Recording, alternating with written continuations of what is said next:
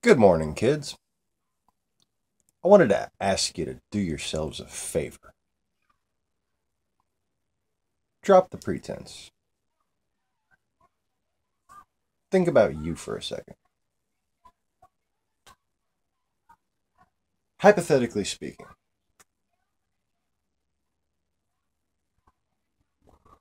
if such and such, whatever you believe in, existed as a silly human being that made all the mistakes you did, and that in itself was actually an undervalued part of the story, what would that mean for you? What would it mean for how separated you felt? What would it mean for how much you've beaten yourself up your entire life?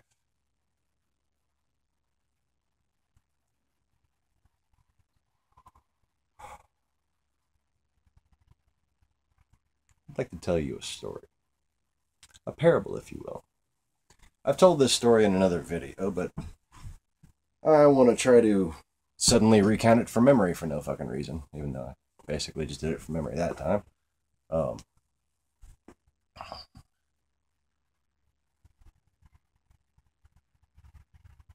See, a long time ago, I had a daughter. Oh, suddenly this is becoming a much deeper version of the story. Okay. A long time ago, I had a daughter who bet me that she could make a perfect circle. Now, to those who delve too much into mysteries, you should know that her mechanism by which to create a perfect circle was to first create a sort of structure of deception, and then, in her attempt to create a perfect circle, she had to create a two-dimensional universe that did not exist in order to mathematically bring forth the only possible perfect circle, which would be the gravitational sphere formed by a unitary mass. The only possible perfect circle in existence.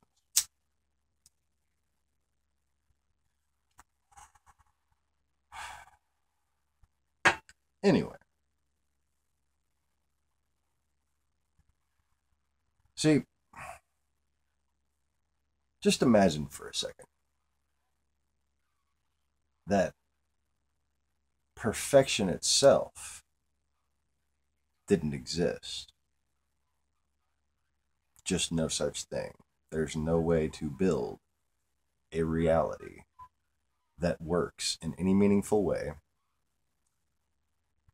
that applies the fabricated concept of perfection.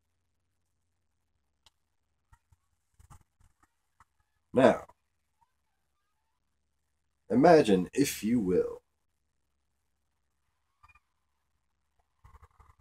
a hypothetical universe in which the primary function of the beings within it. Let's just keep it simple, okay? So this can be easy to understand. Okay, that's what this parable's meant to do. It's meant to be just as easy as can be. The simplest possible universe. Because certainly simple basic math makes perfection, right? Well, imagine this universe, the meaning of life, the point to existence, was to draw a perfect circle.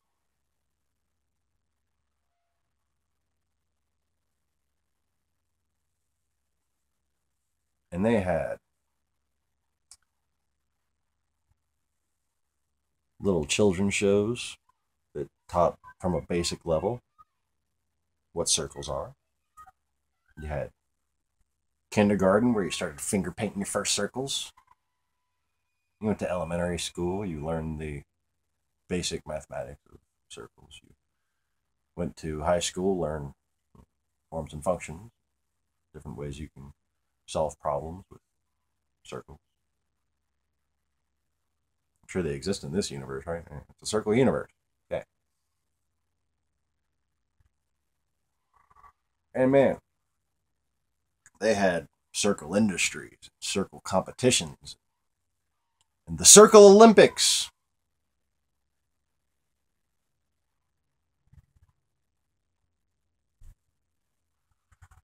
Okay.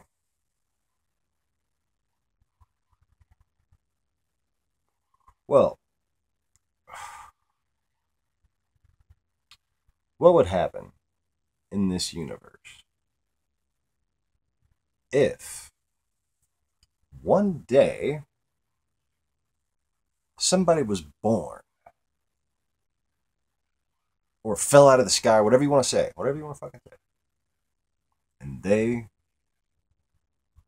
just not having been to school, not having started with the finger painting, not having watched little TV shows, not having ever competed and refined their skills, just born,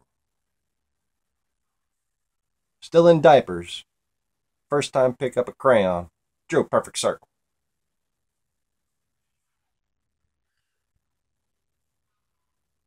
And everybody was like, wow, look at this baby. He could draw perfect circles.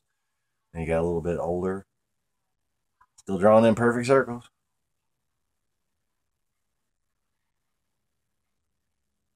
He saw them children's shows, taught about what circles are. It's just, this is boring. Then he went to kindergarten. Everybody's finger painting their first circles. And he's just like, eh. And people are kind of looking at him like, weird. You just perfect circles every time, really? Like, and there's two reactions. There's either like just the bizarreness of it, and then there's the defensive anger. Fuck, I can't draw a perfect. Why the fuck does this motherfucker think he can just draw a perfect circle? Who the fuck made him better than me? Oh, and then in math class, what point would there be for him to even learn the mathematics of circles? What point would there be for him to go to circle class? What happens when he enters a circle competition? He's just gonna fucking win every one. They're gonna kill him and eat him just to possess his power.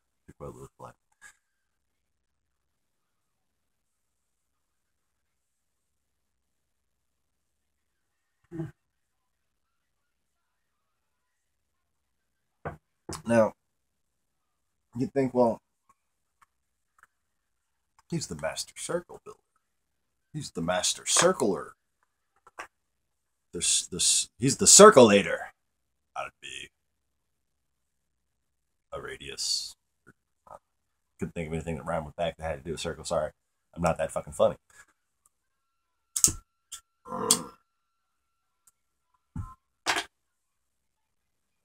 But you're not thinking. How the fuck would he be able to teach anyone anything?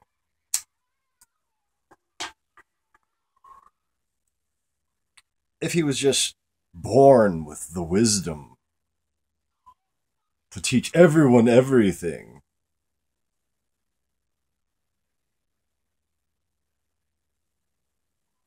Come on. First of all, it would just be fucking pretentious. It would just be obnoxious. Okay?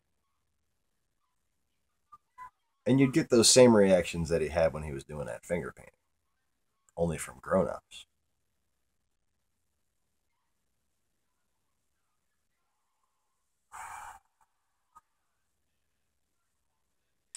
But also,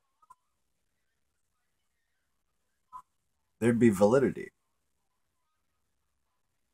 in any arguments put against them.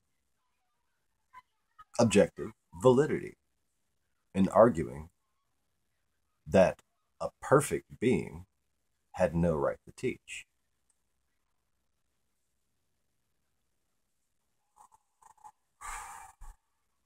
You see, a perfect being never experienced the trial and error of finger painting, never got to appreciate the difference between what one could draw with their hand and what one could plot mathematically in a theoretical electronic reality.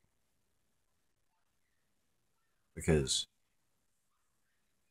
no matter what kind of thing you're using to trace around, you can literally machine something for 1,000 years and it still will not be a proper stencil. It will still not be a technological solution to the ability of drawing a perfect circle.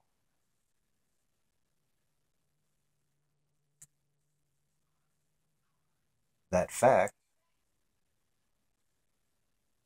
that's what inspires all these wonderful competitions and finger paintings and TV shows and schools and debates and, you know, the Circle Academy, the Grand Council of Circledom.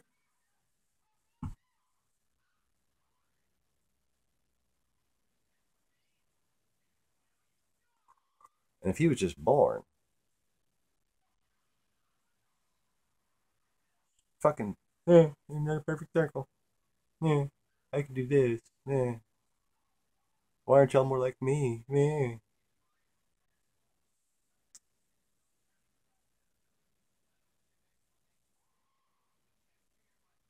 He wouldn't have the right to judge anyone else. He'd never been through what they've been through.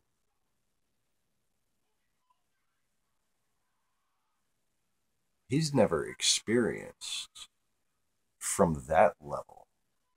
He's been playing with the fucking cheat codes on. So, anybody want to tell me how the one they're waiting on is supposed to be some sort of a coward who's afraid of his own creation? Anybody? Anybody? Bueller? Bueller? Mom, mom. Oh, yeah.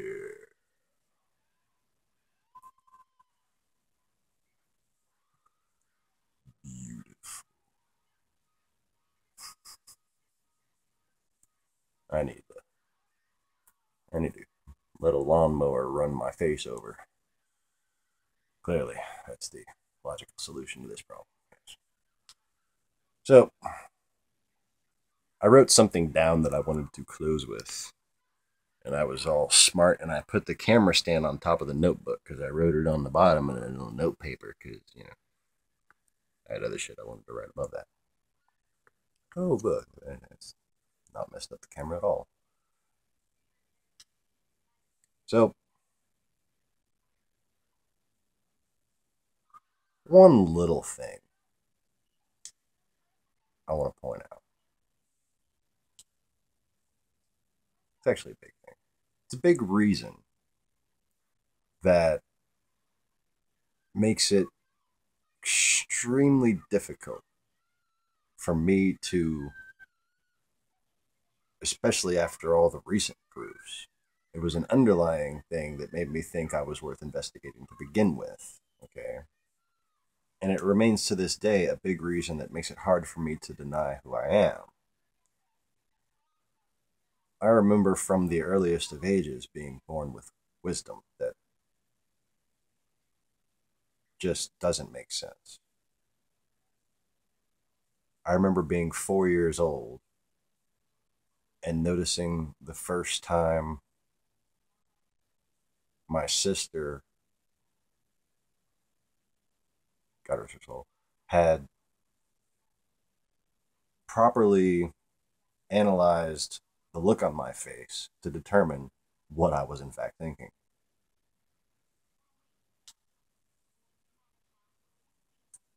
I was 5 years old and able to spin a quarterstaff so well that I felt the need to hide the ability from my parents and family.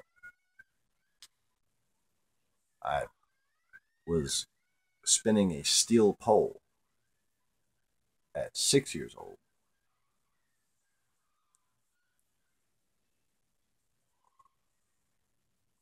Very large steel pole, like plumbing pole, okay, that was sitting on a neighbor's porch in New Zealand. 6 years old. And when I was done, bah, right down on my big toe.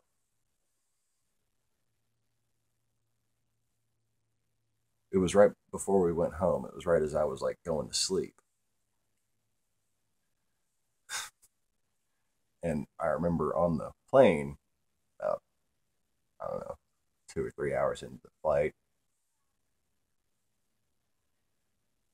my toenail came the fuck off, the whole thing. It was nasty. Um, but yeah, during the flight, I had my shoe off and I was sitting there looking at my toe nub where there used to be a nail. So backtrack even a few years earlier than that.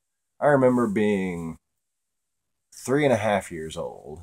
Okay, I know this from where we were living and the dogs that were in the backyard at the time, the bicycle that I was trying to work on, and I traced it back from when my sister couldn't ride my another sister still living couldn't ride it because the brakes were out. Okay, it was one of those blue Schwinn's from back in the late 70s. Okay, and one of them big old seats with the tassels on it, like the glittery, sparkly blue Schwinn. Oh God, I would love to have one of these things these days. But anyways, I remember my sister told my dad the brakes were wrong on it. You know, the brakes weren't working. Brakes don't work. Work. Um, what matters is my dad said that he couldn't fix them right away. I think he had to go to work or something, right? Can't remember that part either. What I remember is going into the garage and looking at the brakes and already knowing how to fix them at 3.5 years old and getting really pissed off because my hand was too small to fit around the pliers, vice grips, to get them to close on the brake cable.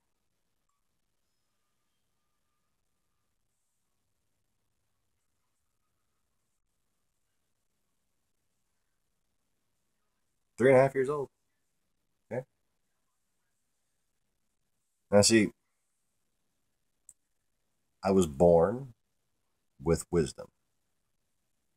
There's no explanation for the level of wisdom that I have. I was also born with memories of where I was before I was born. Okay. And more and more of those memories unpack themselves in early childhood dreams, which I have never forgotten, been unable to forget, tried to forget. And in those dreams, when I was only sleeping for a matter of minutes or maybe a couple of hours, usually during the day, years, sometimes centuries would pass. I would wake up a different person with all of these memories and still be 4 years old. Not fully adult. I have fucking God knows how much memory already. to be a little kid because that's what I just want to be. That's all I wanted to be. Just a normal fucking kid. I got better shit to do than to have to save you children from yourselves. If I had my way, I'd just be driving a fucking race car, building my shop in the backyard, just fixing other people's Hondas, restoring old Hondas so they don't get crushed because I don't like the idea of good material and good workmanship going to waste. That's what I want to do. But it's become very apparent to me that y'all can't take care of yourselves. So that's all I'm trying to do. You want to fucking mock me for it? Go ahead. Don't think it'll work out well for you. It won't.